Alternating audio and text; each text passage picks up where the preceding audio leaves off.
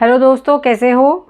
इस वीडियो में हम जो कवर करेंगे that will be antepartum haemorrhage. It is antepartum haemorrhage, that means कि हिमरेज दैट इज़ ब्लीडिंग जो हो रही है antepartum. Partum is birth of the baby. Baby के बर्थ होने से पहले जो ब्लीडिंग हो रही है उसको हम एंटेपार्टम हिमरेज कहते हैं।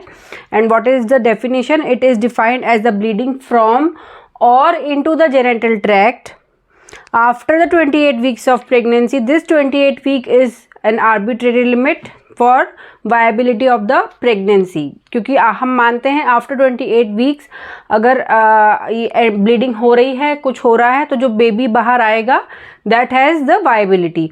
So after 28 weeks of pregnancy but before the birth of the baby. So this includes the first and second stage of labor as well. Even if the bleeding occurs during the first or second stage, even the second stage before the birth of the baby, that may cause harm to the baby.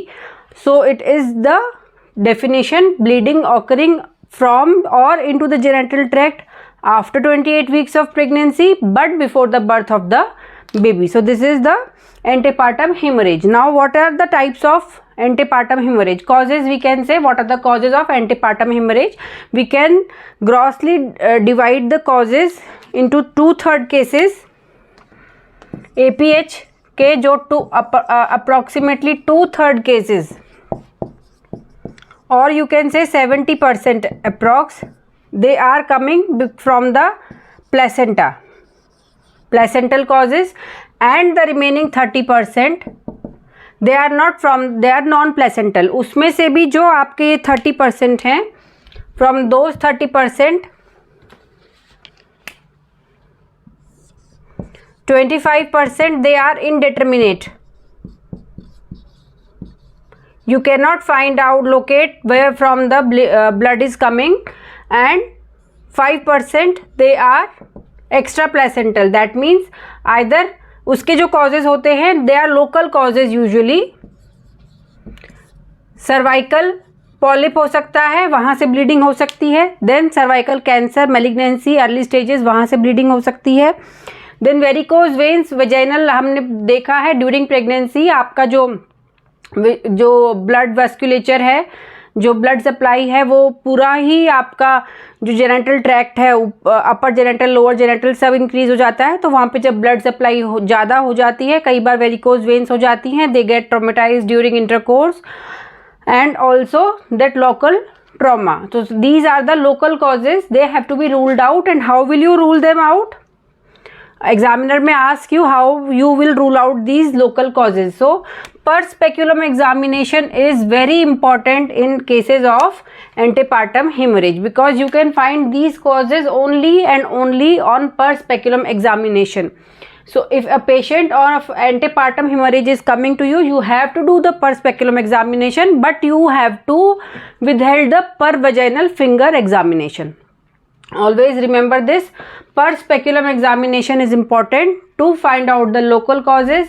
They are almost 5%, and if they are present, their treatment is totally different from the other causes. उनका जो total treatment है वो बिल्कुल ही different है from other causes से. And so to find out these 5%, per speculum examination is a must in a case of antepartum hemorrhage, but you have to withhold the पर वजेनल examination, वो हम आगे देखेंगे because of this placental cases. So indeterminate जो 25% cases हमने बताए हैं, indeterminate, that means कि they can not be assigned. उनके लिए हम कोई भी कारण नहीं बता सकते हैं कि प्लेसेंटा प्रीविया है या लोकल भी नहीं है, प्लेसेंटा प्रीविया भी नहीं नज़र आ रहा है और एब्रप्शन भी नहीं नज़र आ रहा है. So that becomes the indeterminate. But in such cases after delivery you may find that there was a small hematoma posteriorly on the placenta. So it could be placenta abruption, और sometimes क्या होता है कि आपकी सक्सेंचुरिएट lobe है वो थोड़ी सी नीचे आ गई है प्लेसेंटा की, और वो आपको ऑन अल्ट्रासाउंड आपको नज़र आ रहा है कि सब everything is normal, placenta is located on upper segment, लेकिन आपका एक जो उसकी जो लोब है वो नीचे आ गई है. वहाँ से कई बार ब्लीडिंग होती है. So these can be found out only after the delivery of the baby. So that come under cases of 25% cases of indeterminate causes. Now coming to the placental causes. अब जो आपके प्लेसेंटल कॉजेज हैं they are half and half. That means 35% and 35%, they are both half and half. Half of them are because of placental abruption and half of them are because of placenta previa. So अब इस video में हम जो है placental abruption को पढ़ेंगे. Next video में this placenta previa will be discussed in another video. So now coming to what is abruptio placentae.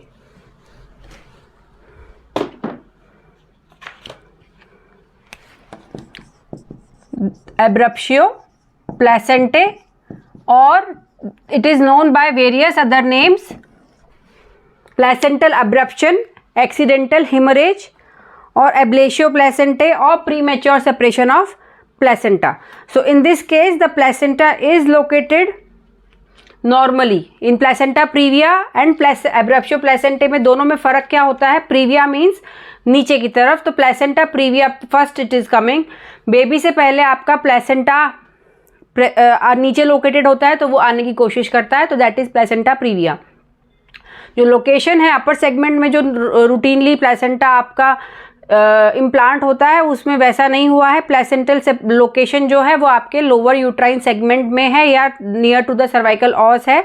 Baby से पहले प्लेसेंटा का पार्ट आ जाता है, इसलिए वहाँ से ब्लीडिंग होती है, तो that is placenta previa. In abruptio placentae, placenta on ultrasound is located on the upper uterine segment. ठीक है, तो अपर यूट्राइन सेगमेंट में अगर वो प्लेसेंटा लोकेटेड है दैट मीन्स जो आपकी और आपने लोकल कॉजेज रूल आउट कर दिए हैं अपर इसमें है और there is a bleeding, so that means कि there are chances of abruptio placentae. Depending upon the clinical condition हम उसका ट्रीटमेंट उस हिसाब से करते हैं. So what is the definition?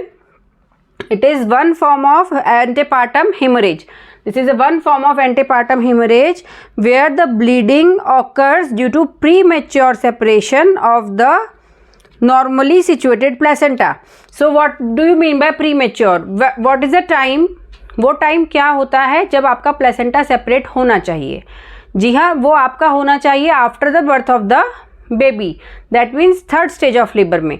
लेकिन अगर वो उससे पहले सेपरेट हो रहा है, before the baby is coming out of the vagina, तब उसको हम क्या कहते हैं? Premature separation of the placenta. So that is abruptio placentae. अब क्योंकि प्लेसेंटा की सारी सप्लाई जो है वो बेबी को जा रही है, ब्लड सप्लाई, और अगर वो वहाँ से वो सेपरेट हो रहा है तो कितना सेपरेशन हो रहा है?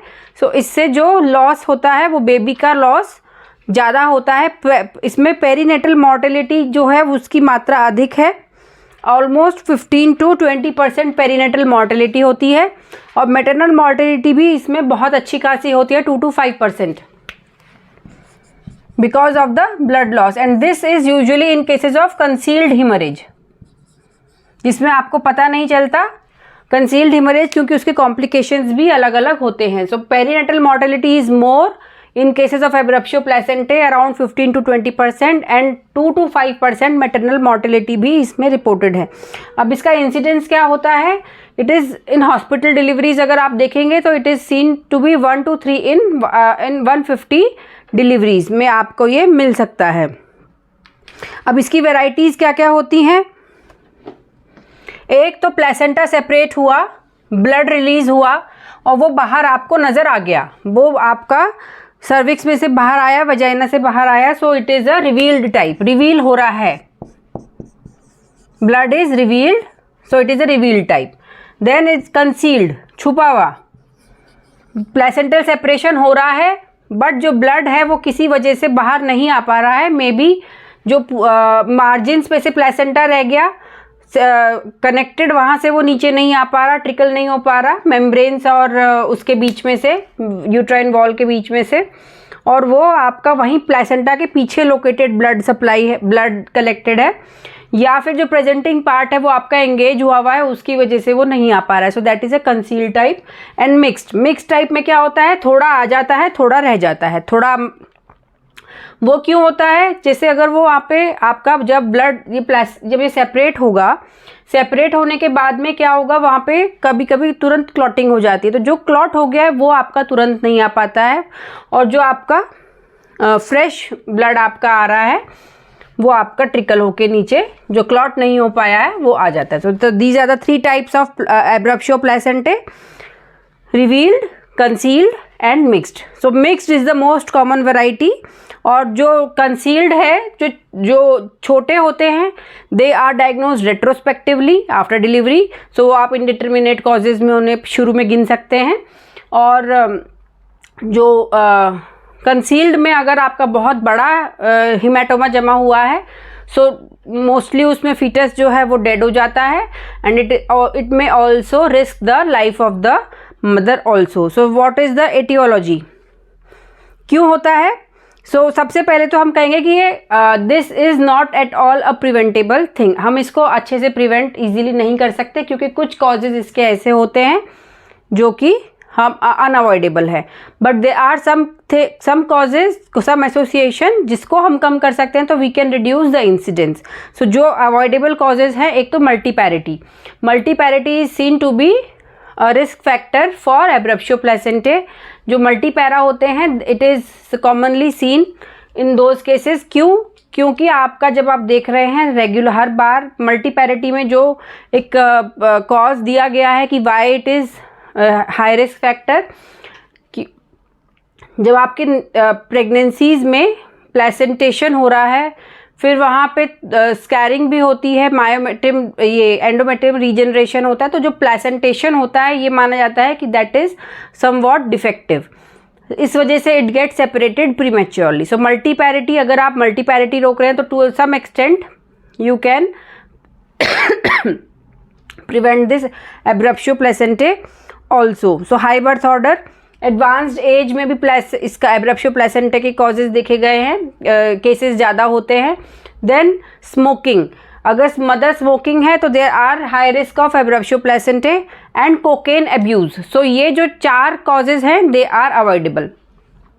Now most common association of abruptio placentae, अगर हम किसी और ऑब्स्टेटिकल कॉम्प्लिकेशन के साथ देखें कि जो उसका मोस्ट कॉमन एसोसिएशन है, that is with the hypertensive disorders of pregnancy, not only in pre eclampsia but other hypertensive disorders. All the hypertensive disorders of pregnancy, चाहे वो प्री एक्लेम्शिया हो, चाहे वो एसेंशियल हाइपरटेंशन हो, चाहे वो आपका pre eclampsia superimposed on chronic hypertension हो, they are all associated with more almost 50% cases of abruptio placentae, they have this hypertensive disorder of pregnancy. So this much is the association. तो अगर आप उसको control करेंगे, blood pressure control करते हैं उसका, chronic hypertension हो, एसेंशियल हाइपरटेंशन हो या प्री एक्लेम्शिया का, so you may reduce the chance of this abruptio placentae.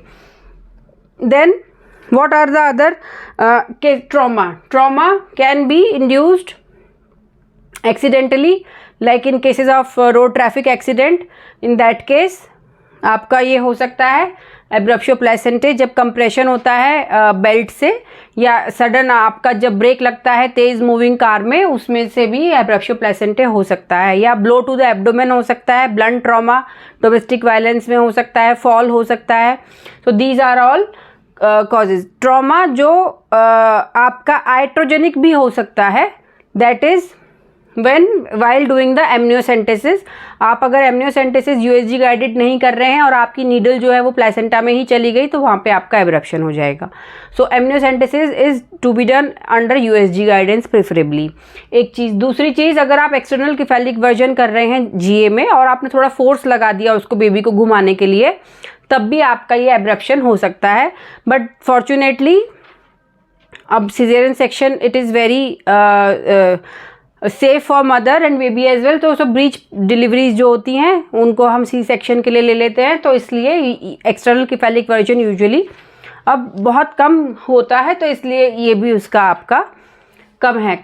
In cases of पॉलीहाइड्रोनियस, अगर आप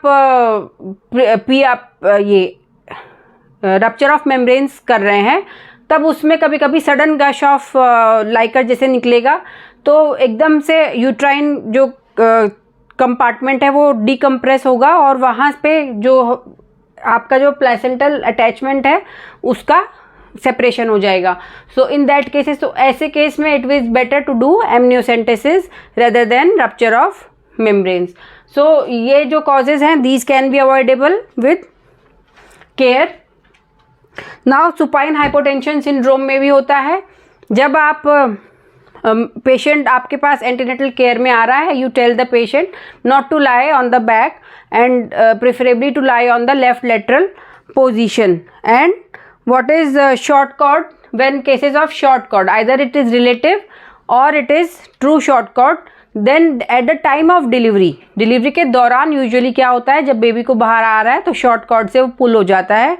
उसमें आपका केवल एब्रप्शो प्लेसेंटे नहीं होता है, कई बार इन्वर्जन भी हो जाता है, हो सकता है.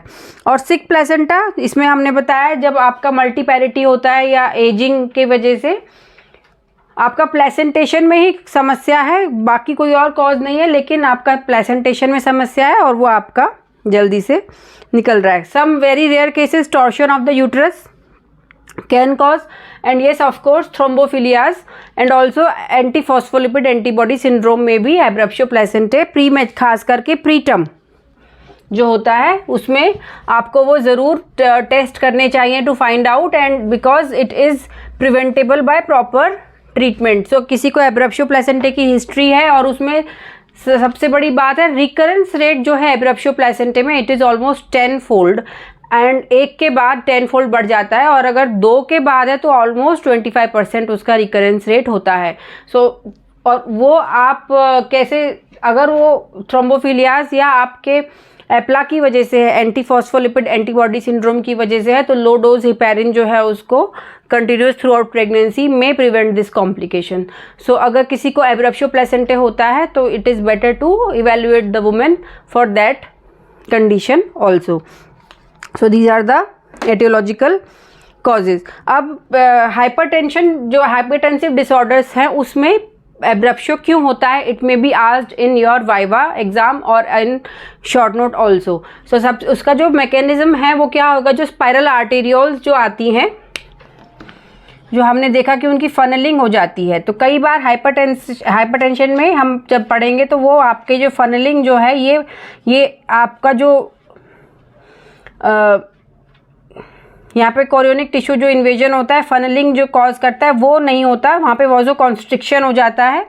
वॉजो कॉन्स्ट्रिक्शन से एनॉक्सिक डैमेज होगा to the walls. Anoxic damage की वजह से वहाँ पे फिर जब वापस से ब्लड सप्लाई आपकी रिस्टोर होती है स्पाज्म जाने के बाद में, तो वहाँ क्या हो जाएगा, तुरंत वहाँ से वो वेसल्स रप्चर हो जाती हैं एंड इट गेट्स ब्लीडिंग वहाँ पे हो जाती है. और इन case of supine hypotension syndrome में क्या होगा, क्योंकि जब सुपाइन हाइपोटेंशन, जब वो सुपाइन लेटेगी तो उसका वेनस प्रेशर जो है वो उसका यूट्रस प्लेसेंटल साइड का एंड लोअर एक्सट्रीमिटीज़ का वो बढ़ जाता है, जिसकी वजह से वहाँ स्ट्रेसिस ज़्यादा हो जाएगी और उसकी वजह से वहाँ पे वो रप्चर होने के चांसेस होते हैं. तो ये आपसे एग्ज़ाम में पूछा जा सकता है. अब इसमें पैथोजेनेसिस अगर हम देखते हैं तो यही है कि separation is initiated by the haemorrhage into the decidua basalis, और प्लेसेंटा जो है वो उसके आसपास का जो है वो भी फिर सेपरेट होता चला जाता है. समटाइम्स जो इंटरविलर स्पेस है वहाँ पे भी उसका ब्लड का कम्युनिकेशन हो सकता है. रप्चर जो बेसल प्लेट में है, it can communicate with the intervillous space as well. So अगर if mother is RH negative और उसको एब्रप्शन है तो it is better to give NTD to the mother also. अब जब हम रेट्रोप्लेसेंटल क्लॉट की बात करेंगे तो हमें प्लेसेंटा में डिलीवरी होने के बाद क्या नज़र आएगा, जहाँ पे से वो ब्लड निकला है, क्योंकि ये एक्यूट अगर आपकी तुरंत डिलीवरी हो रही है तो उसमें आपको बहुत ज़्यादा नेक्रोसिस या ऑर्गेनाइज्ड जो क्लॉट है उसका तो नज़ारा नहीं मिलेगा, लेकिन आपको वहाँ पे डिप्रेशन दिख सकता है प्लेसेंटा में, तो वहाँ पे आपको क्लॉट भी दिख सकता है. अगर आपका इंटैक्ट प्लेसेंटा आ रहा है तो उसके पीछे आपको क्लॉट भी दिख जाएगा, उसके पीछे आपको डिप्रेशन भी दिख जाएगा. और अगर ये क्रॉनिक केस है, मान लीजिए हल्का कंसील टाइप का हुआ और बहुत ज़्यादा नहीं हुआ, थोड़ा सा हुआ, और प्रेगनेंसी हमने थोड़े से बेबी की प्रीमेच्योरिटी की वजह से कंजर्वेटिव ट्रीटमेंट लिया, तो सब उसमें फिर आपका वो अच्छे से वो नेक्रोज पार्ट प्लेसेंटा का नज़र आता है। लेकिन जो एक्यूट केसेस होते हैं उसमें केवल आपको रेट्रोप्लेसेंटल क्लॉट, डिप्रेशन और वो जो ब्लड क्लॉट है अच्छे से वो नज़र आएगा। Now what is Cavalier uterus? So it was first described by Cavalier. इसकी इम्पोर्टेंस क्या है? Cavalier ये कब नज़र आता है? ये दिस इज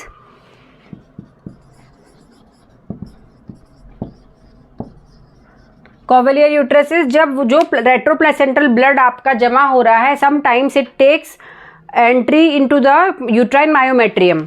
अब ये तो आपकी मसल वॉल है, यहाँ पे प्लेसेंटा लगा हुआ है, यहाँ पे आपका ब्लड एक्यूमुलेट हो गया। ये कब दिखता है? मोस्टली कंसील्ड टाइप में। रिवील्ड में तो क्या है, ब्लड निकला वो बाहर आ गया, उससे कोई और पैसेज की ज़रूरत नहीं है। But in cases of concealed, यहाँ पे आपका मान लीजिए ब्लड जमा हो रहा है, सो इट ट्रैक्स, उसको रास्ता मिल जाता है to go into the myometrium. और जब वो मायोमेट्रियम में जाता है, कई बार वो मायोमेट्रियम से होता हुआ आपका सबसिरोजा से भी यहाँ पे ब्लीडिंग कई बार हो जाती है, उसको भी टीयर करके। और आपको कई बार इन केसेस ऑफ कंसील्ड एब्रप्शन, जो सीवियर केसेस होते हैं, आप उसको अगर कभी सी सेक्शन के लिए ले रहे हैं तो आप देखेंगे कि जब आप उसे ओपन कर रहे हैं आपको पेरिटोनियल कैविटी में ही ब्लड नज़र आ जाता है। वो कहाँ से आ रहा है? वो यही आ रहा है। और उसी केस में आपको कोवेलियर यूट्रस भी नज़र आ जाता है। उसमें आपको छोटे छोटे पेटेचेस भी दिखेंगे, पोर्टवाइन स्टेन होते हैं, पर्पलिश कलर के आपको पूरा जो यूट्रस है, खासकर वो कॉर्नुअल एंड पे यूजुअली नज़र आता है, और पर्पलिश स्टेन्स आपको उस पर नज़र आते हैं, तो वो कोवेलियर यूट्रस होता है। इसको नेकेड आई में तो आपको ऐसा नज़र आएगा, और अगर आप इसको माइक्रोस्कोपी करके देखेंगे, हालांकि हर कोवेलियर यूट्रस को हम हिस्टेक्टोमी नहीं करते, ऑब्स्टेटिक हिस्टेक्टोमी नहीं करते। It is not an indication, क्योंकि ये आपके यूट्राइन अटोनी वगैरह नहीं क्रिएट करता है, इससे आपको पीपीएच का कोई संभावना ऐसे बढ़ नहीं जाती है। तो इसलिए अगर आपको सिजेरियन किया और आपको कोवेलियर यूट्रस नज़र आ रहा है तो डर के मारे उसको निकाल नहीं देना है, क्योंकि उससे उसको पीपीएच का या ऐसा कोई कोई चांस बढ़ता नहीं है। तो Couvelaire uterus is not an indication for caesarean hysterectomy, because it does not interfere with the tonicity of uterus. वो अटोनिक यूट्रस या पोस्टपार्टम हेमरेज नहीं करता है। तो और माइक्रोस्कोपी में अगर बाई चांस हमें किसी और वजह से उसकी हिस्टेक्टोमी करनी पड़ रही है, तो माइक्रोस्कोपी में हमें क्या नज़र आएगा कि इधर इट इज़ नेक्रोज्ड, जो आपका जो अफेक्टेड एरिया है जहाँ पे वो हमें नज़र आ रहा है, वहाँ पे जो यूट्राइन मसल्स हैं they are necrosed, and infiltration of blood and fluid in between the muscle fibres ये हमें नज़र आते हैं, और आपकी जो वेसल्स हैं उसमें थ्रोम्बोसिस नज़र आती है। सो माइक्रोस्कोपिक अपीयरेंस ये हो गया। अब बाकी ऑर्गन्स में क्या होगा? Depending upon the blood loss. अगर आपका जो क्लिनिकल क्लासिफिकेशन है, सबसे पहले अगर हम देखते हैं clinical classification of abruptio placentae, we can classify it into 4 types. सबसे पहला आपका grade 0, grade 1, grade 2 and grade 3, 4 types में है, बट ये स्टार्टिंग हो रही है इसकी ग्रेड 0 से। ठीक है, तो it is not 1 2 3 4, it is grade 0, 1, 2 and 3। So grade 0 में क्या है? It is the clinical feature may be absent, and आपको ये ज़्यादातर रेट्रोग्रेड पता चलता है। बाद में आपको दिखाई दिया, आपने डिलीवरी करी बेबी की, और डिलीवरी होने के बाद आपको प्लेसेंटा के पीछे छोटा सा क्लॉट नज़र आ गया, तो that is retrograde usually. So clinically उसमें कोई साइंस और सिम्टम्स नहीं होते हैं। ग्रेड 1 में क्या होता है कि एक्सटर्नल ब्लीडिंग नज़र आ रही है, there is a external bleeding, it is slight, and uterus जो होता है जब पेशेंट आपके पास आ रही है तो इट इज़ इरिटेबल, टेंडरनेस मे और मे नॉट बी प्रेजेंट। उसको हो सकता है लेबर पेन स्टार्ट हो जाए, बट जब आप यूट्रस को टच कर रहे हैं तो it is not tender, and shock is absent, and FHS is good. तो ये आपका माइल्ड, आप कह सकते हैं कि कम ब्लड लॉस हुआ है जो आपको, और यूजुअली ये रिवील्ड होता है, जितना हुआ है आपको बाहर नज़र आ रहा है, शॉक नहीं है, बेबी के एफएचएस गुड है, मतलब mother and fetus they both are in sound condition. There is some amount of bleeding, uterine contraction may have started but it is not tender. So this is grade 1.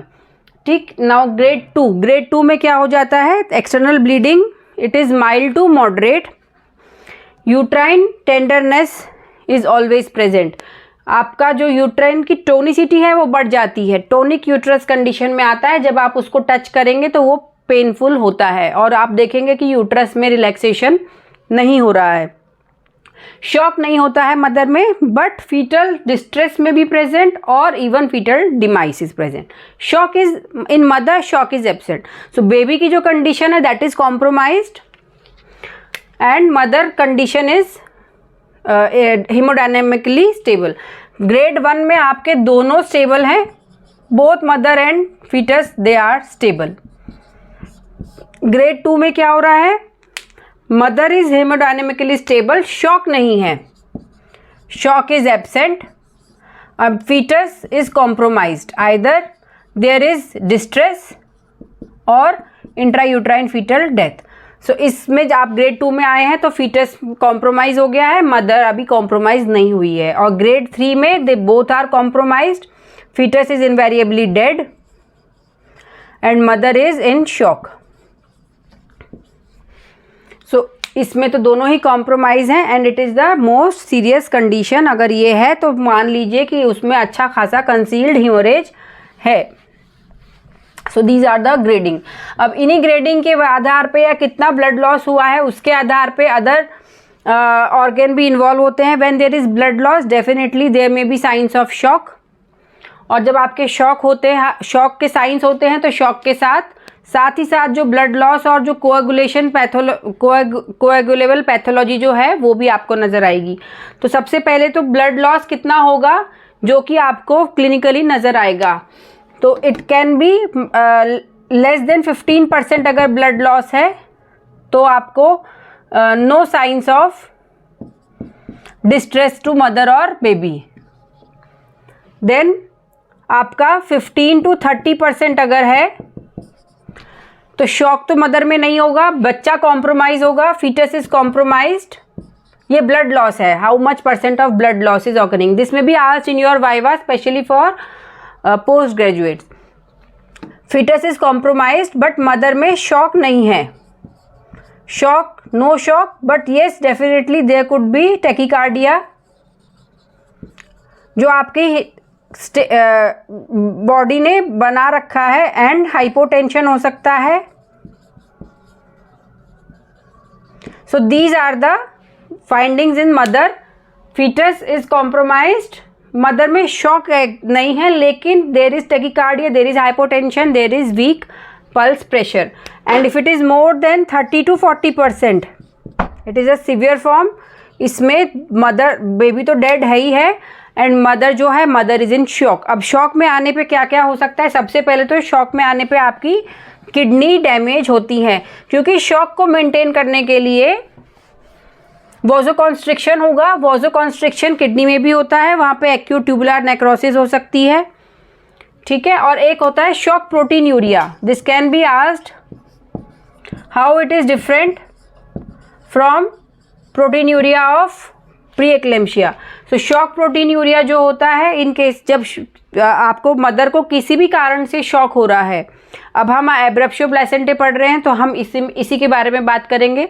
आपका कोई सा भी case हो सकता है, this can happen in rupture uterus also, this can happen in placenta previa और in this also abruptio प्लेसेंटे। तो इसके बारे में शॉक जब हो रहा है तो आपका वहाँ पे प्रोटीन एक्यूट ट्यूबुलर नेक्रोसिस और आपका प्रोटीन जो है यूरिन में जाने लगता है, so it gives rise to protein urea.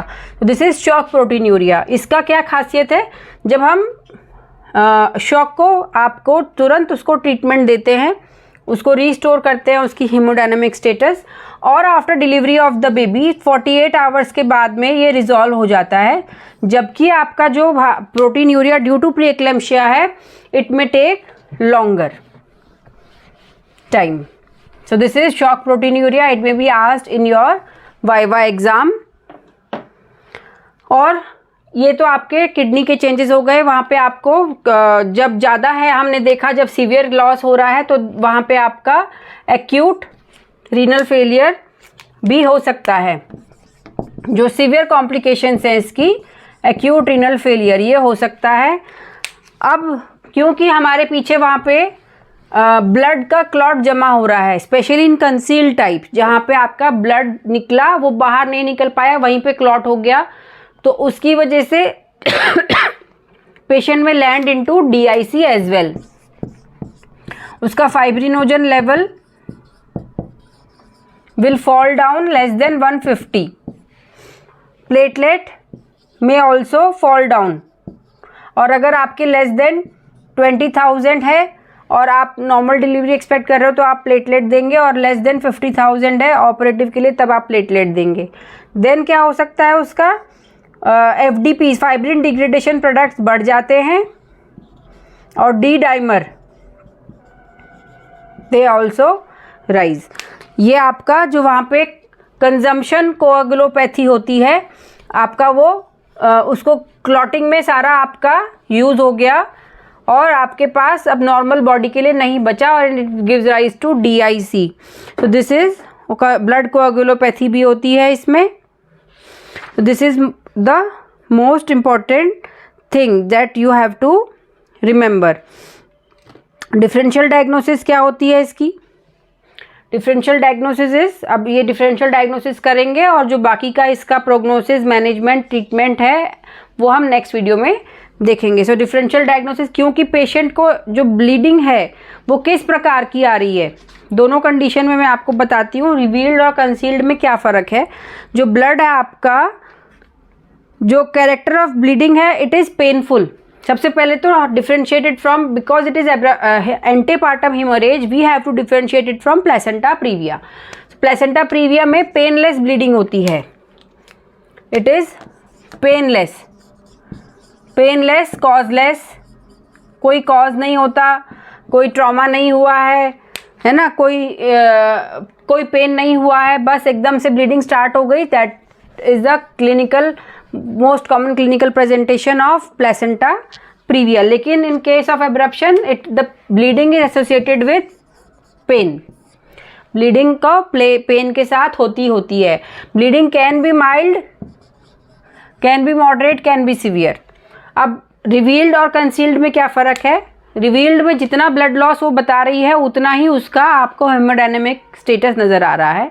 Concealed में ब्लड लॉस तो हो सकता है थोड़ा बताए, या हो सकता है उसको ब्लड लॉस हो ही ना, केवल पेन, सडन पेन हो जाए, और उसका जो स्टेटस है, कंडीशन जो है पेशेंट की, वो बहुत ही आपकी ज़्यादा नाजुक नज़र आती है, वो हेमोडायनेमिकली स्टेबल नहीं होती है। उसमें आपने देखा खूब डिहाइड्रेशन, शॉक, ये सब कुछ आपको उसमें नज़र आता है।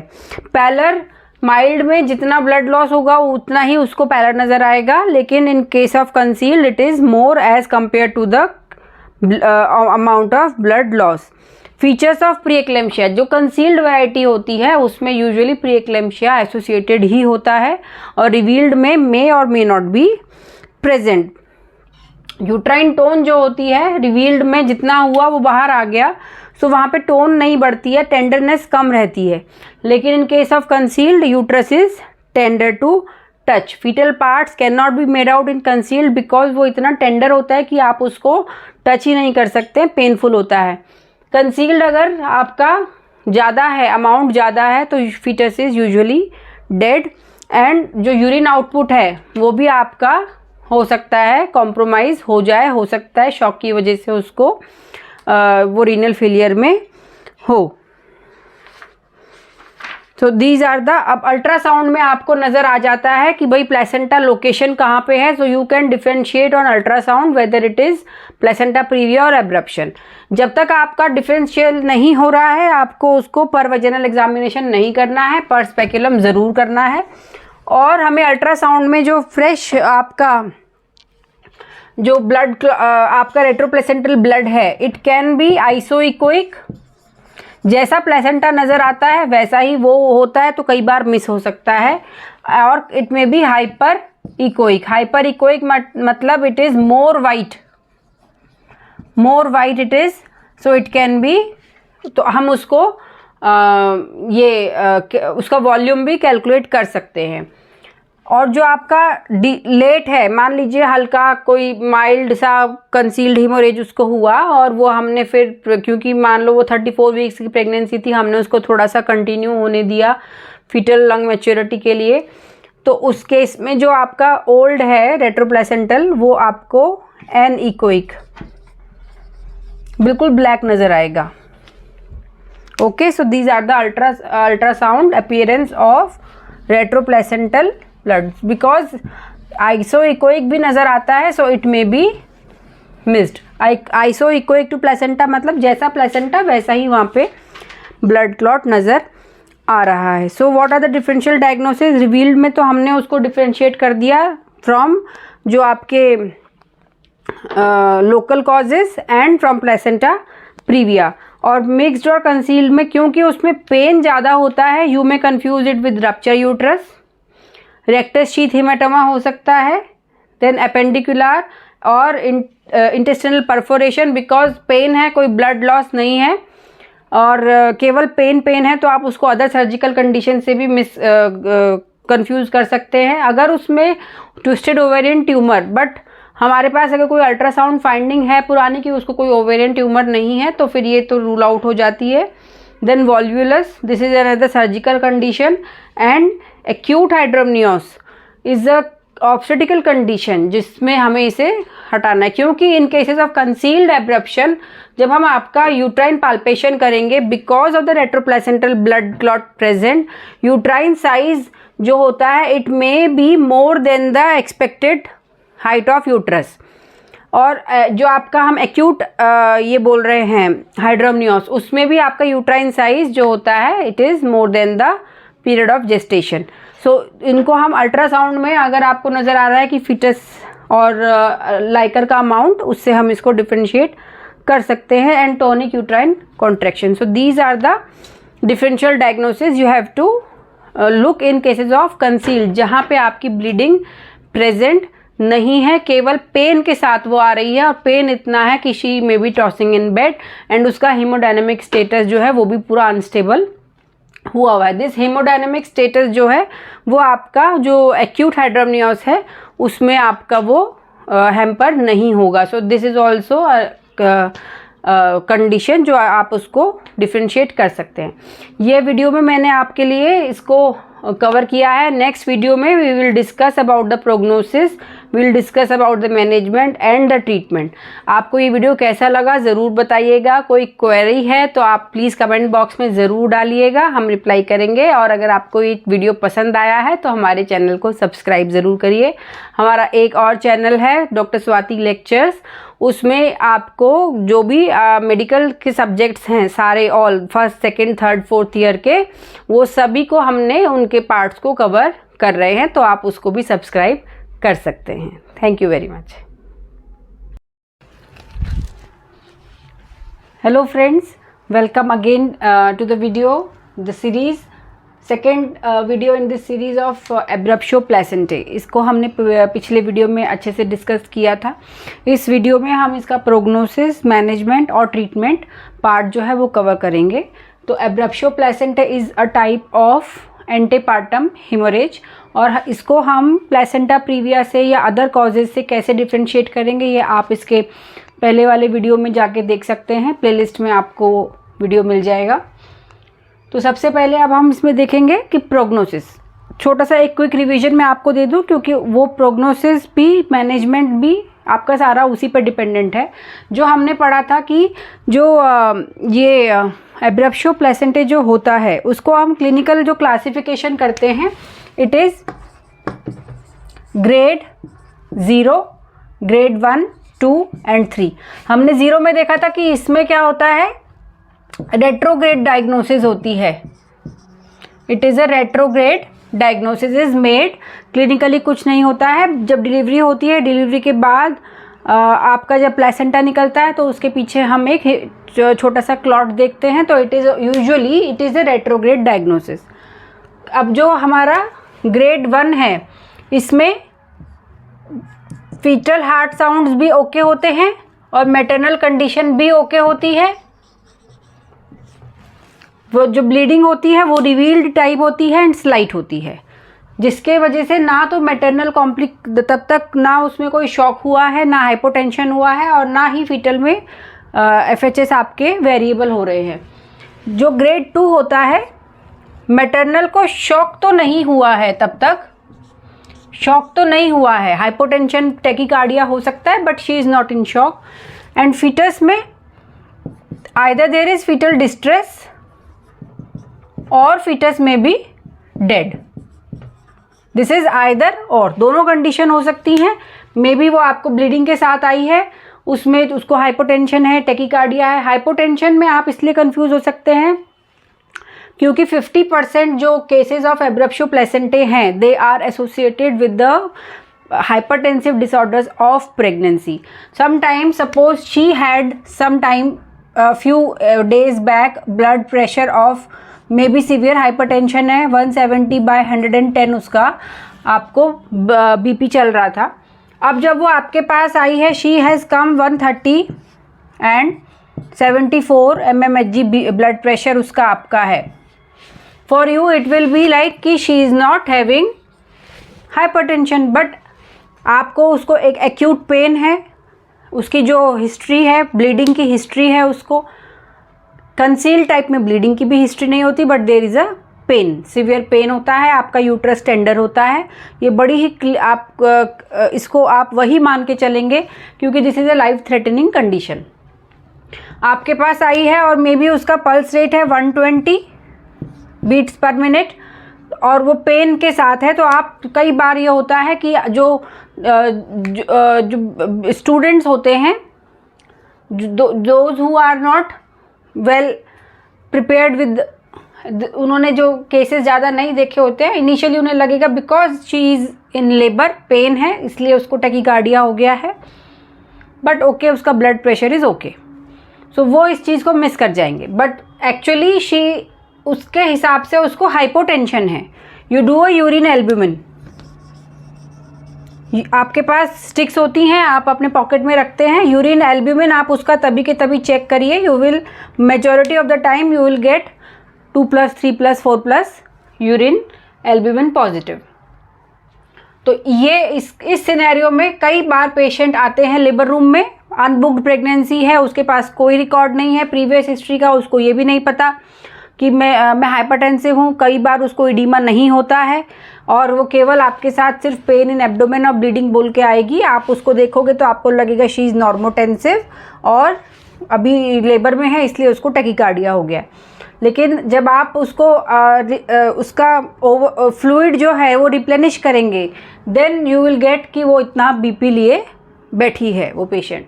तो इस चीज़ को हमेशा याद रखना है जब भी आप इस तरीके के केसेस को डील कर रहे हैं. ये आपके क्लिनिकल प्रैक्टिस में आपको बहुत हेल्पफुल होगा. तो जो ग्रेड 2 है उसमें आपको फीटल डिस्ट्रेस हो सकता है, फीटस डेड भी हो सकता है, मदर शॉक में नहीं है but she is in hypovolaemic state.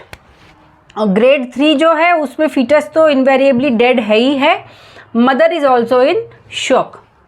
सो जिस ग्रेड में पेशेंट आपके पास आ रही है, prognosis depend on that only. So ये मैंने आपका एक क्विक रिवीजन किया है, एक आपको एक क्लिनिकल सेटिंग बताई है कि किस तरीके से वो पेशेंट आती हैं और हमें कंफ्यूज कर सकती हैं.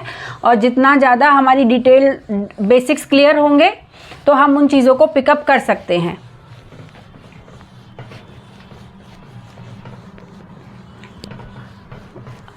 अगर आपका जो प्रोग्नोसिस है it depends on factor, 2 factors है. Maternal prognosis because she is not alone, she has a fetus inside, और एक हो गया फीटल प्रोग्नोसिस. ऑब्स्टेटिक्स में जो भी प्रोग्नोसिस होती हैं they are always discussed in maternal and fetal. Although जो मैटरनल आउटकम है उसको हम प्रायोरिटी पे रखते हैं. सपोज फीटल को सर्वाइव कराने के लिए अगर हमें मैटरनल प्रोग्नोसिस बढ़ रही है तो हम उस चीज़ को अच्छे से डिस्कस करेंगे and we will give preference to the maternal life first. So सबसे पहले मैटरनल प्रोग्नोसिस अगर है, रिवील टाइप है, तो आपको पता है कितना ब्लड लॉस हुआ है, अगर वो किस कंडीशन में है, जब हम ट्रीटमेंट में जाएंगे तो हम देख लेंगे. कंसील टाइप में क्या होता है, बहुत सारा अंदर ब्लड हो गया, हिमोरेज उसमें हुआ है, so she is in shock. Shock के जो दूसरी चीज़ें क्या हो सकती हैं उसको हमने हमने पैथोलॉजी में पढ़ा था. शी में land up in shock. Shock के बाद renal tubular necrosis and acute renal failure, ये तो उसका है। साथ ही साथ जो आपका ब्लड जमा हो रहा है उसके पीछे, प्लेसेंटा के पीछे, वहाँ से आपका थ्रोम्बोप्लास्टिन रिलीज होता है and it will lead her to DIC। और क्योंकि उसके साइनसेस, कहीं से जहाँ से ब्लीडिंग हुई है वहाँ से उसके साइनसेस भी खुल रहे हैं, ब्लड वेसल भी ओपन हो सकती है, तो इसमें एमनियोटिक फ्लूइड एम्बोलिज्म, और एमनियोटिक फ्लूइड एम्बोलिज्म में सडन मैटरनल डेथ हो सकती है। तो ये भी इसके कॉम्प्लिकेशन है। So this is a very serious condition. इसको बिल्कुल भी अगर आप केवल एक MBBS भी हैं, even if you are not a post graduate in the subject of obs and gynae, still you have to be very much familiar about these things कि ये एक खतरनाक कंडीशन है एब्रप्शियो प्लेसेंटे, एंड उसमें आपको ये मदर में complications हो सकती है। पोस्टपार्टम कॉम्प्लिकेशन क्या हो सकती हैं? क्योंकि उसको DIC हो गया है, उसका फाइब्रिनोजन लेवल भी कम हो गया है, उसके FDPs भी बढ़ गए हैं, साथ ही साथ में अटोनिक यूट्रस भी इसमें होता है। So she is more prone for postpartum haemorrhage. और इसका जो पोस्टपार्टम हिमोरेज का जो रीज़न है वो 2 होंगे। एक तो अटोनिसिटी ऑफ द यूट्रस, क्योंकि बहुत समय तक वो कॉन्ट्रैक्टेड रहता है, उसमें जो उसका जो टोनस बढ़ जाता है तो उसकी वजह से मसल्स में फटीग हो जाता है, तो अटोनिक यूट्रस भी हो सकता है। और दूसरा आपका जो फाइब्रिनोजन की जो कमी होगी उसकी वजह से भी ये आपको पोस्टपार्टम हिमोरेज के लिए दे आर मोर प्रोन। तो इसलिए आपको ब्लड अच्छे से अवेलेबल करके रखना चाहिए अगर आपको ये ऐसा केस आया है। Blood transfusion is must. And अगर उसका फाइब्रिनोजन लेवल लेस देन 150 हो गया है mg/%, आप टेस्टिंग के लिए भेजेंगे। अगर फाइब्रिनोजन लेवल उसका कम है इतने से, then you will also transfuse fresh frozen plasma. अब एक फ्रेश फ्रोज़न प्लाज्मा का यूनिट कितना बढ़ाएगा, कितना mg% बढ़ाएगा? मान लीजिए उसका, आप देखते हैं कि उसको 100 mg% उसका फाइब्रिनोजन लेवल आया है। जब 100 mg% उसका फाइब्रिनोजन लेवल आ रहा है, आपको उसको 150 के ऊपर मेंटेन करना है, तो आप उसको कितने FFP देंगे, ये कैसे पता करेंगे? तो एक यूनिट आपका जो आप फ्रेश फ्रोज़न प्लाज्मा का दे रहे हैं वो उसको 12.5 mg% से बढ़ा रहा है। तो अगर आपको 100 से 150 तक लेके जाना है तो आपको कम से कम 4 फ्रेश फ्रोज़न प्लाज्मा देने पड़ेंगे।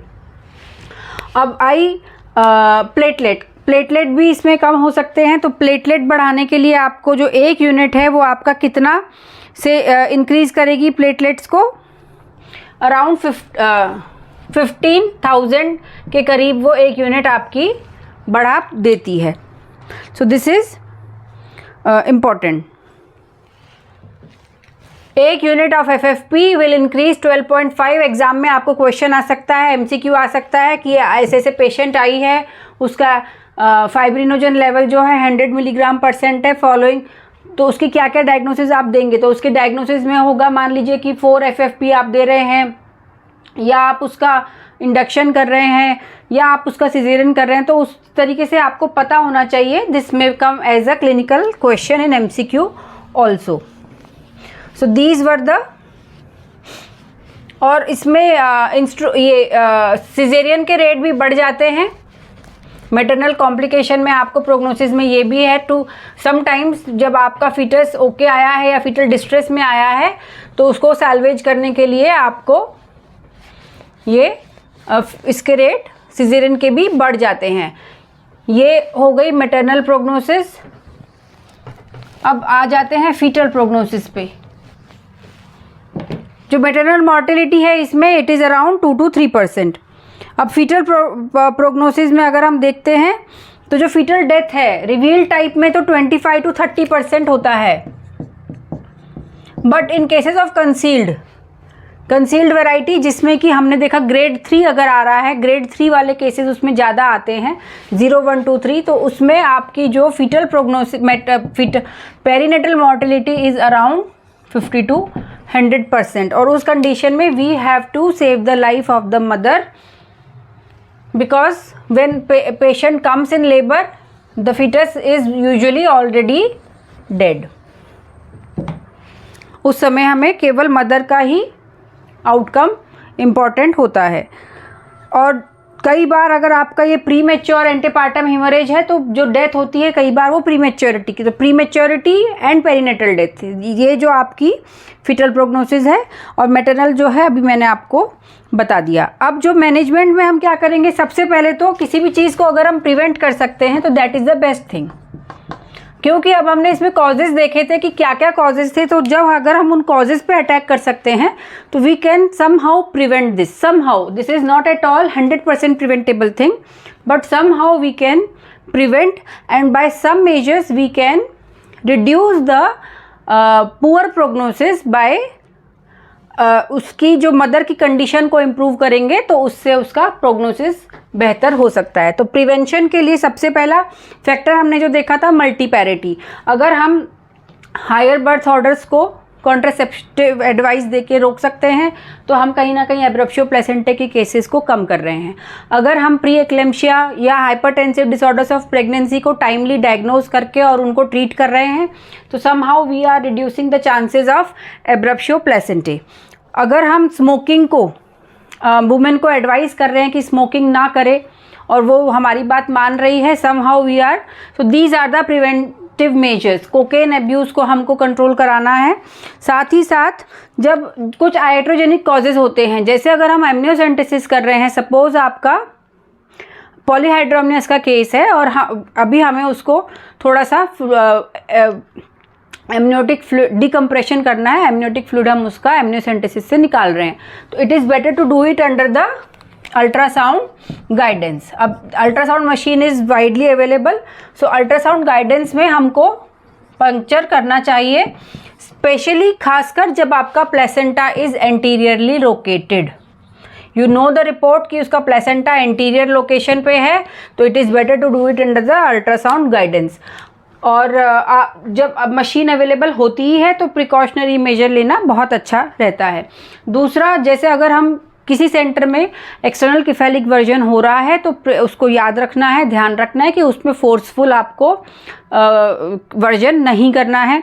तीसरा, जब ट्विन डिलीवरी होती है, सेकेंड ट्विन जब फर्स्ट ट्विन डिलीवर हो गया उसके बाद अगर आप देख रहे हैं कि एक्सेसिव ब्लीडिंग है तो उसको आप तुरंत कोशिश करो कि सेकेंड ट्विन की delivery as soon as possible आप करा सकें।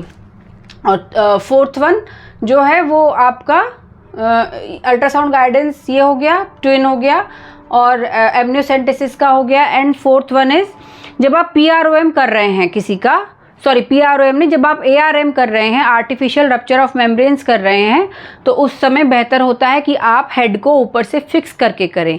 सडन गश से क्या होगा, एक तो आपका कॉर्ड प्रोलैप्स होने का चांस ज़्यादा रहता है अगर आपने हेड फिक्स नहीं कर रखा, और दूसरा आपका ये सडन गश ऑफ लाइकर निकलने की वजह से सडन डिकम्प्रेशन होता है तो आपका ये प्लेसेंटा प्रीमेच्योरली सेपरेट हो सकता है। तो it is better to do, उसे कंट्रोल्ड ARM कहते हैं, ठीक है, that is called controlled ARM।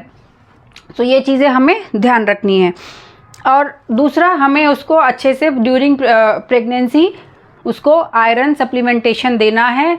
उसका जो ओवरऑल वेलबींग है, जनरल वेलबींग है, उसको अगर हम इम्प्रूव करेंगे तो अगर थोड़ा बहुत उसको लॉस होगा, suppose she has a haemoglobin of around 11 और 12 and she has some mild, जो उसका हमने जो पढ़ा था कि जो इसमें ब्लड लॉस है वो सब समझो 15% तक हुआ है, ठीक है, तो she will be able to, वो उसे झेल जाएगी। लेकिन अगर मान लीजिए उसका हीमोग्लोबिन ही 7 है और उसको ये 15% का ब्लड लॉस हो रहा है तो वो उसको झेलना मुश्किल हो जाएगा एंड उसके जो फीचर्स हैं, फिर जो कॉम्प्लिकेशंस हैं वो बढ़ जाएंगे। तो हमको आयरन सप्लीमेंटेशन से और हाई प्रोटीन डाइट और इन सबसे उसका जो जनरल वेलबींग है वो हम बढ़ाएंगे ताकि शी इज़ एबल टू, अगर हो रहा है तो वो उसको झेलने की क्षमता ज़्यादा रखती हो। और एक फोलिक एसिड डेफिशिएंसी जो है, इट इज़ समवॉट सेड कि उसकी वजह से मे और मे नॉट बी, तो sometimes giving folic acid, specially आप क्या कर सकते हैं, जिसको प्रीवियस प्रेगनेंसी में एब्रप्शियो प्लेसेंटा की हिस्ट्री है, तो you can give folic acid even if it is not going to give any benefit, it will also not give any harm. But because अभी तक ये स्टडीज़ में इसका रोल एस्टेब्लिश नहीं हुआ है, इसका मतलब ये नहीं है कि आप उसे नहीं देंगे. फोलिक एसिड वैसे भी एक मदर को डेवलपिंग बेबी के लिए अच्छा रहता है, तो you can give folic acid supplementation. क्या पता आगे की स्टडीज़ में आए कि it helps in prevention of this also. So this is about the prevention. हम प्रिवेंशन कैसे कर सकते हैं. एक और चीज़, supine hypotension is a cause of this abruptio placentae. ये हमने पिछले वीडियो में देखा है. तो इस सुपाइन हाइपोटेंशन को अगर हम रिड्यूस कर रहे हैं, if we are telling the women कि आप भाई लेफ्ट लेटरल पोजीशन में लेटो, लेफ्ट लेटरल पोजीशन उसको आप हमेशा एडवाइस करते रहेंगे हर विजिट में कि लेफ्ट लेटरल पे, ताकि ये सुपाइन हाइपोटेंशन मिनिमम हो. दूसरा एक और इम्पॉर्टेंट चीज़ जो है वो है ये कि अगर आपके पास कोई हाइपरटेंसिव डिसऑर्डर ऑफ प्रेगनेंसी की पेशेंट आ रही है, तो उसका ब्लड प्रेशर कंट्रोल जो है वो किस लेवल तक करना है, that is also very important. ऐसा नहीं होना चाहिए कि उसका आप ब्लड प्रेशर कंट्रोल करते करते कहाँ तक ले आओ, 110-70 तक ले आओ. नो, उसका ब्लड प्रेशर कंट्रोल जो होता है वो it has to be in the range of around 130 to 140 and नीचे वाला उसका जो डायस्टोलिक है वो 80 to 90. इसके आसपास उसका ब्लड प्रेशर कंट्रोल रखना है. बहुत over enthusiastic blood pressure control नहीं रखना है कि वो दवाई ले और इसका एकदम हाइपोटेंशन हो जाए. उससे क्या होगा, जो हमने इसका जो कॉज पढ़ा था कि आपका जो ब्लड सप्लाई जो है वहाँ पे वाज़ोकॉन्स्ट्रिक्शन हो रहा है और फिर उसके बाद सडन कभी बढ़ रहा है कभी कम हो रहा है. तो इस तरीके से उसका ब्लड प्रेशर आपको इसके आसपास रखना है. इससे उसकी बेबी की जो ग्रोथ है वो भी अच्छी होती रहेगी, क्योंकि जो ये हमारा हाइपरटेंसिव डिसऑर्डर ऑफ प्रेगनेंसी या प्री एक्लेम्शिया की अगर हम बात करें स्पेशली, तो उसमें क्या होता है कि जो आपके स्पाइरल आर्टरीज जो हैं वो आपकी ढंग से फेनलिंग नहीं होती है. तो जब आप अगर उसका तो इसीलिए वो बॉडी जो है वो ब्लड प्रेशर बढ़ाती है कि वहाँ पे ब्लड सप्लाई अच्छे से हो जाए बेबी तक. लेकिन अगर हम उसको इतना कम कर देंगे तो वो सप्लाई वहाँ तक बेबी तक नहीं पहुँचेगा और उन केसेस में IUGR और साथ ही साथ ये एब्रप्शन के केसेस भी बढ़ते हैं. तो जो over enthusiastic blood pressure control नहीं करना है. ब्लड प्रेशर कंट्रोल का target in case of pre eclampsia और हाइपरटेंसिव डिसऑर्डर ऑफ प्रेगनेंसी को हमेशा अपने दिमाग में रखना है कि इस, और पेशेंट को भी बता के रखना है कि ये मत सोचो कि भाई मुझे अपना BP 110-70 या मतलब 130 से नीचे ना जाए और 80 से नीचे ना जाए, ये उसे ध्यान रखना है. So these were all about the prevention. Now treatment. At home treatment का तो कोई इसमें लेना देना है नहीं. सबसे पहली बात है कि at what gestational age she is coming, gestational age पे कितने पे आ रही है और क्या ग्रेड है उसका. ठीक है, suppose she is coming in grade 3, what ever gestational age, termination is the option irrespective of what ever gestational age she is having. तो आप इसको इंड्यूस करेंगे अगर वो ऑलरेडी लेबर में आते हैं, क्योंकि जब ये एक बार स्टार्ट होता है तो इसमें डिलीवरी भी बहुत जल्दी हो जाती है. फॉर्चुनेटली ये एक शायद नेचर की तरफ से हम लोगों के लिए हेल्प है कि अगर ऐसी कंडीशन होती है तो जो डिलीवरी जो है यूजुअली विदिन 6 hours हो जाती है. तो आप उसको टर्मिनेशन करना ही करना है. जो grade 2 में आ रही है तो भी आपको उसको डिपेंडिंग कि अगर फीटस डेड है, fetus is dead and suppose mother is not in shock में तो वो होगी नहीं grade 2 में, तो आप मदर को रिप्लेनिश करेंगे उसके and she is in labour, तो आप उसको लेबर को ऑगमेंट करेंगे. If she is not in labour तो आप उसके लेबर को इंड्यूस करेंगे. अगर वो grade 1 में आ रही है और उसका ऑस क्लोज है, she is in grade 1, os close है और आप देख रहे हैं कि भाई फिटस इज़ वेल ओके, आप उसको इंड्यूस कर सकते हैं. और जैसे उसका आगे फिटल हार्ट साउंड्स जैसे भी चलते हैं और उसका लेबर जैसे प्रोग्रेस होता है, देन शी में be either taken for LSCS also. And grade 0 तो आपका रेट्रोग्रेड डायग्नोसिस है. तो अगर आपको बाई चांस अल्ट्रासाउंड में रेट्रोग्रेड डायग्नोसिस तो होता है वो grade 0, लेकिन आपको बाई चांस अल्ट्रासाउंड में somehow you come to know that there is a retroplacental clot. But patient को ना पेन है या हल्का फुल्का हुआ होगा, अब सबसाइड कर गया है और बेबी भी अच्छे से ओके है, आप उसको इन्वेस्टिगेट कर लीजिए। और अगर if she is less than 34 weeks तो आप उसको स्टेरॉइड दे सकते हैं for lung maturation and you can go for conservative treatment. उसका रोल बहुत ही कम है क्योंकि ये इस तरीके के केसेस बहुत ही कम होते हैं। यूजुअली जो होता है जब वो आपके इसमें आ रहे हैं तो वो लेबर में ऑलरेडी आ चुके होते हैं because of this abruptio placentae. Role of caesarean section, और हाँ इसके अलावा जैसी पेशेंट आपके पास आएगी, क्योंकि वो ब्लीडिंग एंटेपार्टम हेमोरेज बोल के आई है, तो ये एसेस करना है, ये तो बाद में बनेगी डायग्नोसिस कि whether she is placenta previa और एब्रप्शन। एंड जो भी आपके पास एंटीपार्टम हेमोरेज पेशेंट आएगी, you have to establish 2 wide bore intravenous line, preferably 18 number का जो ग्रीन कलर का कैनुला होता है, ग्रीन और पिंक आप इसको लगा सकते हैं, दो लगाने हैं उसका आपको, और उसी समय आप उसका ब्लड भी सैम्पलिंग कर लीजिए तुरंत ही और उसको RL आप तुरंत लगाइए। उसके बाद एंटीपार्टम हेमोरेज वो आई है अभी तक, सपोज शी इज़ अनबुक्ड प्रेगनेंसी, आप उसका पर वेजिनल एग्जामिनेशन नहीं करेंगे, पर स्पेक्यूलम ज़रूर करेंगे। You will do a per speculum examination but no PV examination. Suppose she is a booked case and you have a ultrasound report कि भाई उसका प्लेसेंटा अपर सेगमेंट में है, then you can go for PS and then PV. PS is must, क्यों? क्योंकि हमने देखा था कि 30% of the cases, almost 25% of the cases 25 indeterminate होते हैं and 5% of the cases they have local lesion. तो अगर मान लीजिए वहाँ पे कोई पॉलिप है जो ब्लीड कर रहा है तो वो आपको डिलीवरी में भी समस्या कर सकता है, तो पर स्पेकुलम एग्जामिनेशन तो ज़रूर करेंगे। और अगर आप श्योर हैं कि this is not placenta previa और वासा प्रीविया तो आप पर वेजिनल एग्जामिनेशन कर सकते हैं। पर वेजिनल में फिर वही कि वो लेबर में है या नहीं है और उसका जेस्टेशनल एज कितना है। वही फाइब्रिनोजन लेवल अगर उसके कम आ रहे हैं, you will transfuse fibrinogen. Whole blood भी आप देंगे, कितना, कम से कम एक एक्सियम है, पूछा जाता है कि अगर एब्रप्शन का केस, कंसील्ड एब्रप्शन का केस आपके पास आ रहा है तो कम से कम आपको 1 लीटर ऑफ ब्लड उसको ट्रांसफ्यूज़ करना चाहिए। इससे क्या फ़ायदा होगा, कई बार इतना बॉडी वॉजो कॉन्स्ट्रिक्शन करती है, वॉजो कॉन्स्ट्रिक्शन करेगी in response to the shock, तो उससे क्या होगा, आपका बीपी तो आ जाएगा ऊपर, बीपी तो आप देखेंगे तो आपको ठीक लगेगा, लेकिन क्योंकि इतना सिवियर वॉजो कॉन्स्ट्रिक्शन है उससे आपको रीनल ट्रॉमा हो जाएगा, ARF में पेशेंट चला जाता है, रीनल ट्यूबुलर नेक्रोसिस भी हो जाती है। तो इसलिए केवल आपके फ्लूइड से काम नहीं चलेगा, केवल ब्लड प्रेशर मॉनिटरिंग से काम नहीं चलेगा। किससे काम चलेगा, आपको कई बार अगर सीवियर केस है, आप वो शॉक में है, तो इट इज़ बेटर कि आप उसकी सेंट्रल वेनस लाइन लगाएं और 10 सेंटीमीटर ऑफ वाटर से ऊपर उसका ये प्रेशर रखना है।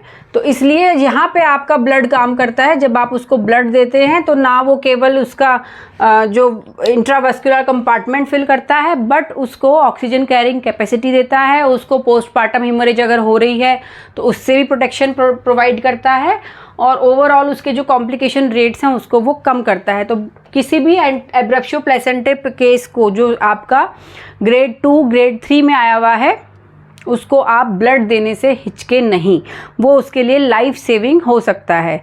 और सिजेरियन सेक्शन का क्या रोल है, this may be asked in your exam कि in abruptio placentae what is the role of caesarean section.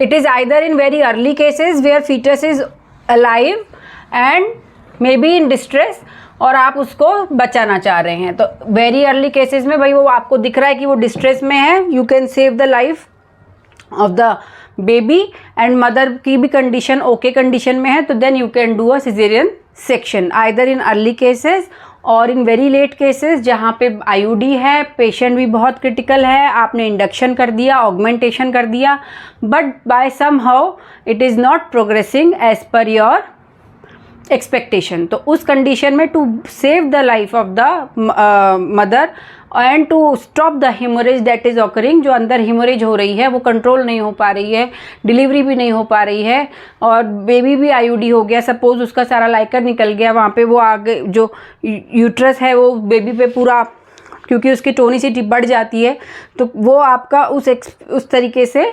Respond नहीं कर रहा जैसा आप चाह रहे थे। तो उस कंडीशन में मदर की लाइफ को सेफगार्ड करने के लिए लेट केसेस में हमें ये करना पड़ सकता है। तो ये इसमें आ गया है। और थर्ड ट्राइमेस्टर फीटल ब्लीडिंग, वासा प्रीविया जो होता है ये भी पता होना चाहिए। जब अल्ट्रासाउंड पे यूजुअली आजकल ये पता चल जाता है कि भाई आपके कोई फीटल वेसल जो हैं या वेलामेंटस इंसर्शन ऑफ कॉर्ड है, बिल्कुल नज़दीक टू लोअर यूट्राइन सेगमेंट है और वो आपके सर्वाइकल उसके पास से जा रहा है, उस कंडीशन में अगर ब्लीडिंग हो रही है तो आपको एल्कली डीनेचुरेशन टेस्ट होता है, इसको एप्ट टेस्ट भी बोलते हैं, सिंगर्स टेस्ट भी बोलते हैं। ये एक अमेरिकन पीडियाट्रिक ऑफ्थेल्मोलॉजिस्ट ने सजेस्ट किया था क्योंकि ये ज़्यादा स्टेबल होता है, fetal haemoglobin is more stable. So ये आपका एल्कली डालने के बाद में ये पिंक ही रह जाता है और जो एडल्ट हीमोग्लोबिन है वो आपका कलर चेंज कर जाता है। लेकिन इसमें टाइम लगता है, इसमें सेंट्रीफ्यूज मशीन चाहिए जो हो सकता है आपके लेबर रूम में तुरंत अवेलेबल ना हो, क्योंकि अब diagnosis of Vasa previa is very better because of the ultrasound. जो यूजुअली पेशेंट्स कभी कभी अनबुक्ड भी होंगे पर उनके पास अल्ट्रासाउंड आपका ज़रूर होता है, तो उसकी वजह से हम उसको डायग्नोज कर पाते हैं। तो अगर ये कंडीशन है, वासा प्रीविया है, इसमें आपको तुरंत डिसीजन लेना है बेबी को आउट करने के लिए, क्योंकि लाइफ बहुत ही क्विक, वो इतना फीटल लॉस अगर हो रहा है तो उसमें बहुत ही क्विक आपका सी सेक्शन होना चाहिए, अदरवाइज़ वो फिर बेबी नहीं तो बच नहीं पाएगा, क्योंकि उसमें थोड़ा सा लॉस भी बेबी का परसेंटेज वाइज लॉस बहुत ज़्यादा हो जाता है। और जो इनडिटर्मिनेट ब्लीडिंग है उसमें मार्जिनल साइनस हेमोरेज हो सकता है और सर्कमवेलेंट प्लेसेंटा या एक्सेसिव आपका डेसिडुअल रिएक्शन होता है या एक्सेसिव शो भी कई बार आपका कॉज ऑफ ब्लीडिंग होता है। So this was all about abruptio placentae in the topic of antepartum haemorrhage. इसमें आपको वीडियो में इस टॉपिक में कोई चीज़ समझ में ना आई हो, please do ask in the comment box, I will give you answer. और नेक्स्ट वीडियो में हम प्लेसेंटा प्रीविया को कवर करेंगे। ये वीडियो आपको कैसा लगा हमें ज़रूर बताइए, और अगर आपको पसंद आया है तो अपने फ्रेंड्स में भी शेयर ज़रूर करिए और चैनल को सब्सक्राइब ज़रूर करिए।